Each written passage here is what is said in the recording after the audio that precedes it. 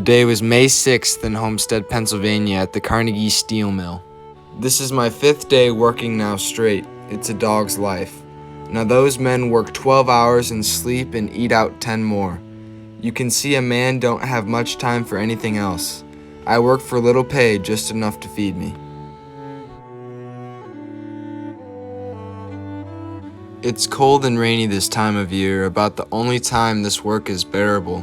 You'd expect to see your breath in this cold. The massive furnaces and raging saws hide the cold and replace it with the raging heat. The problem with the spring is the rain. It cools you off, but it makes the floor slick. After working for 10 hours, you were hungry, dehydrated, and physically worn. One slip near a furnace, you're dead. That's what happened to my best friend John. It was a rainy day last April. He slipped in the furnace during his last hour that day.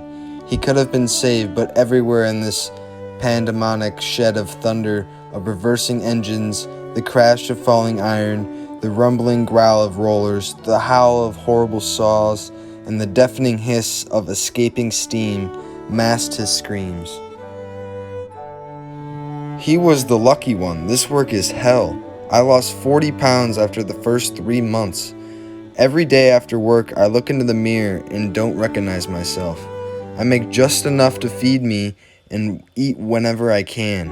The thick, slimy yellow mud, grease, and soot cover my ripped, faded rags of clothes.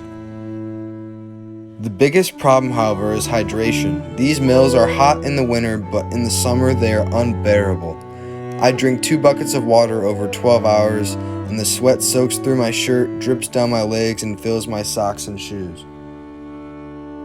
Work is my entire life. I don't have time for anything else. I spend all my time working, eating, or sleeping. There has been talk about a riot soon. When we were hired, we signed a 3-year contract, and that contract expires soon. There are some very passionate about this riot, and others who are on board but aren't willing to fight.